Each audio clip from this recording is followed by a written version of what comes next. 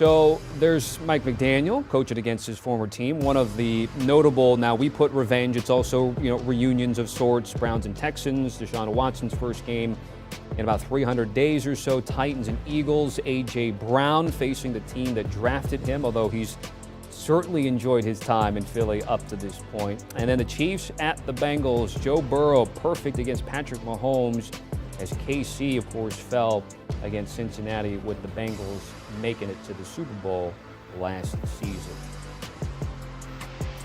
All right, we're going to target a few of those with our general managers. We've got Scott Pioli and Rick Spielman joining us here on CBS Sports HQ. So, guys, we have the situation, of course, a little bit like we've talked about before the season, where we have Mike McDaniel taking his team, and on the other side, so he's offensive, of course, and then defensively for San Francisco, DeMeco Ryans and that unit. Scott, I'll start with you. Generally, what is sort of the takeaway and the expectation when there's familiarity involved between two coaches, two sides? Tommy, I think there's a little bit of relevance here, but I also think you don't want to overreact or overreach. The fact is this. Mike McDaniel, the thing that he does know is the offense of the San Francisco 49ers. That's what he knows well. He knows Jimmy Garoppolo. He knows him intimately. He knows what Jimmy's kryptonite is. So he can therefore help his defensive staff. But I think you have to be careful when you start making too much about what people know. Because at this point in the season, rosters are different, right? So he doesn't know the roster as well as he knew it before he left. There's player changes that have happened. Then there's all of those other elements that play into a game, which has to do with how quickly one team starts and the other team doesn't. It has to do with the weather. What are some of the outside factors that can impact the game that really can make you throw away the knowledge that you have? Now, on the flip side is DeMeco Ryans knows Mike McDaniel. He knows him well, but he doesn't necessarily know everything he's going to do with his personnel, because a lot of play calling has to do with personnel. So right now, I think that Mike McDaniel might have a little bit of an edge in terms of pre-existing information and knowledge, but again, I don't want to overrate it. And Scotty, I'll follow up with you on this. Both, Mike McDaniel has done a phenomenal job for his first time as a head coach and shown how innovative, especially he can be on the offensive side of the ball. And then you got DeMeco Ryans, who's going to be a head coach. It's just a matter of when. But the interesting thing will be they both know each other very well. DeMeco knows the offense that Miami's running now. They got some pretty good playmakers and some speed all over the field. But I think it'll be interesting to see as the game progresses, what will be the difference in how they make in-game adjustments. So if one team's struggling, I'm anxious to see which coach has to make the adjustments in order to stop what's going on the field and change the trajectory of the game. Rick, I think that's a great point, and that's part of my point as well. The flow of the game, what's happening in the game, has to do with how play calling is going to go. So no matter how well they know one another. The other thing is this, is Mike McDaniel has at his disposal a lot of different players with different talents than what he had. So that will make his game planning and play calling very different, to your point. It'll be and we saw this a few weeks ago, when Wink Martindale went up against Baltimore when he was going against Greg Roman and Lamar Jackson, because he had practiced against them for 4 years, and we saw what the result was there. And I had mentioned before, we had talked about this, Chance, with Brian Flores, a Sunday night game with Pittsburgh taking on Miami, and the similarities there. It's happening a lot more, of course, in the NFL. Great to see these two ascending coaches go at it in a chess battle. We'll see that on Sunday in the Bay Area. All right, let's get to a game, of course, to a rematch of the AFC Championship game. And, of course, we're sort of framing it as Mahomes and Burrow, but really, again, it's the Chiefs and the Bengals. And both teams, guys, I would say, also in really good form. So, Rick, I'll start with you. What do you think of the matchup and obviously the quarterback battle that we're going to see? Yeah, the quarterback battle, they're not playing against each other. But it'll be an interesting thing. I think it's going to come down to the defenses, because I believe Patrick Mahomes is playing and should be in the lead right now as the MVP of the NFL this year, the way he's been playing. But it'll be interesting to see, can the Cincinnati Bengals keep Patrick Mahomes off the field from an offensive standpoint, but also take Kelsey out of the picture, because that's his number one go-to target. On the flip side, if Joe Burrow and that offensive line can keep him upright, You got Mixon potentially coming back. You got Chase potentially coming back. So how does Kansas City handle a Cincinnati Bengals team that may be completely healthy with all their weapons on the offensive side of the ball? So I think it'll come down between what defense is able to respond to these two explosive offenses. Now, Rick and Tommy, I'm with both of you guys. It's sexy sometimes when people talk about the quarterback matchups, that it's quarterback versus quarterback, but really it's team versus team, and what is going to impact those quarterbacks. And right now, you're looking at a Cincinnati Bengals offense that is 28th in the league in terms of protecting their quarterback, Joe Burrow. They've given up 35 sacks already. And you look on the other side of the field, the Chiefs have the 5 most sacks in the NFL. Chris Jones alone has been absolutely dominant on the inside. He has 10 sacks. Dunlap has 4. Frank Clark has 3. They've even gotten 3.5 from one of their corners. So Steve Spagnuolo, the defense coordinator, has been dialing things up. But this is a really interesting question, and I'm glad, Tommy, that you have that you kind of presented this question this way, because Rick knows, as I know, as general managers, it looks sexy sometimes when you're saying it's Mahomes versus Burrow. But part of what we're trying to do internally, not just head coaches, but general managers, is talk about the team, the team, the team.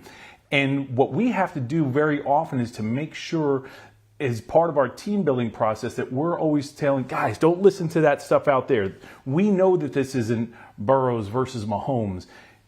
The people who have jobs to do need to do their jobs, and this is where you can make yourself a star and get your team to have a win.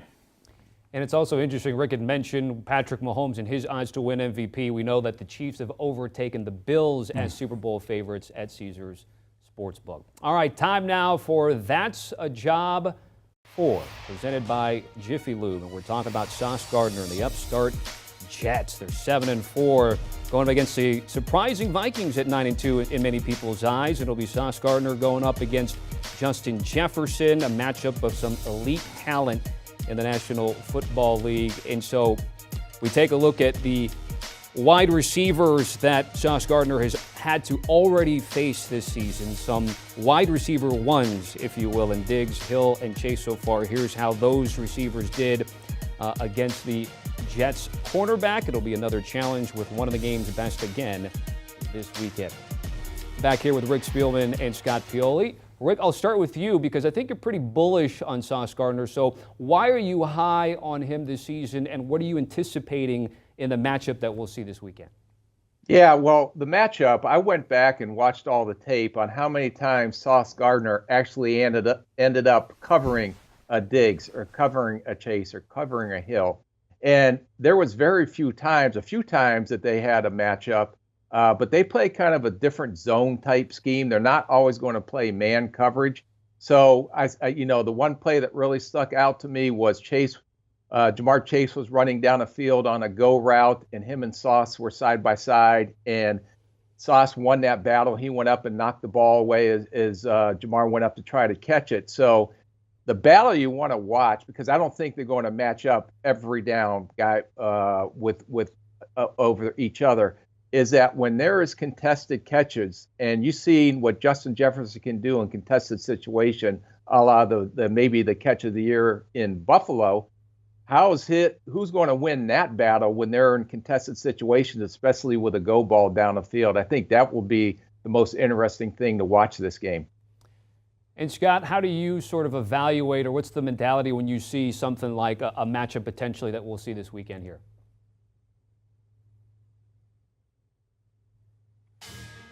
All right, looks like we lost Scott. Hopefully we'll get him back to get his thoughts. Again, Sauce Gardner in coverage. What a nice season he's had for Robert Saleh and company. Remember way back when, okay?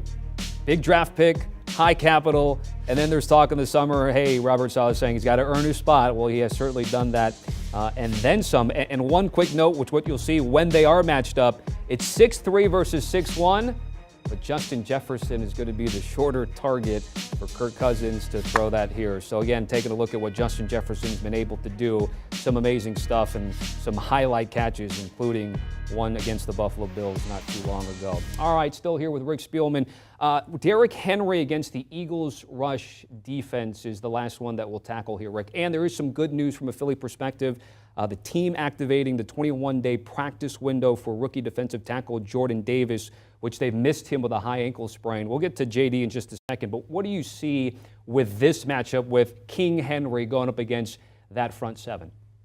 Yeah, and Philadelphia was struggling versus the run, and I give credit to Howie Roseman going out and signing Linval Joseph and Dominican Sue to help solidify that run defense, especially in the middle with Davis out and being on IR. So I think since those guys have come on and signed, and especially Linval Joseph has done a great job at least trying to plug that middle up and forcing running backs and playmakers on the opponent's offensive side to go laterally. This is going to be the critical factor and the key to the game. When Derrick Henry is going downhill, he is maybe the best running back in the NFL because he's big, he's strong, he's fast, and he's going straight line. Where he has issues, and you've seen it last week, is that when a defense can hold up at the point and force Derrick Henry to make a lateral cut and run laterally, that's when he's not at his best, and that's when defenses are able to contain him. So that will be the matchup. If Philadelphia's run defense does not let Henry start running downhill on them and forcing Henry to move laterally. We've got Scott Pioli back with us. Scott, we lost you for a second. Don't know if you heard everything that Rick had to say, but when you take a look at Derrick Henry against that Eagles front seven, what are you looking out for this weekend? Well, to me, a big part of this is the fact is the Eagles' defense is very pedestrian and ranked 18th in the National Football League against the run. You look at the Titans, you would think that they would want to be and would be higher than the 12th ranked that they are. However, when you look at the Eagles' defense in a snapshot, though, usually opponents' offense are playing from behind, so they're spending more time passing the game. So they've had the privilege, meaning the Eagles' defense, of playing from ahead and not having to worry about the running game. But right now, if you look at the Eagles, they're allowing 4.7 yards per carry this season. And in the last 5 games, they've allowed their opponents in these last 5 games to average 133 yards rushing. And if you go back to the Eagles' only loss this season, that was when they faced the Washington Commanders and a healthy Brian Robinson III. And they ran the ball a season high 49 times. They controlled the clock, they controlled the tempo, they controlled everything. This may be the kryptonite of the Philadelphia Eagles. I'm looking for the Tennessee Titans, even if they don't establish the run early, they're going to stick to it, because that's what the Tennessee Titans do. You know, Derrick Henry will have a lot of very short runs, but you know at some point in time in the second half, he has the chance to bust one. And to Mike Vrabel's credit, to your point, Scott, whether it's working or not through the first 2 quarters, maybe even through the third quarter, the Tennessee Titans will run the football late. Our thanks to our GM, Scott Pioli and Rick Spielman, joining us as they do every midweek here at CBS Sports HQ. I want to remind everybody about our new-ish podcast, With the First Pick. It's one of the new ones in our podcast family. It's with our sports draft analyst guru, Ryan Wilson, and Rick, joining us and giving us an update on where teams and prospects currently stand as far as the draft is concerned. Make sure to check them out today. Do you want a sports network that delivers everything that matters about the game? The highlights, the picks, the instant analysis, no yelling, no fake debates, no politics. Hit the subscribe button and never miss a moment.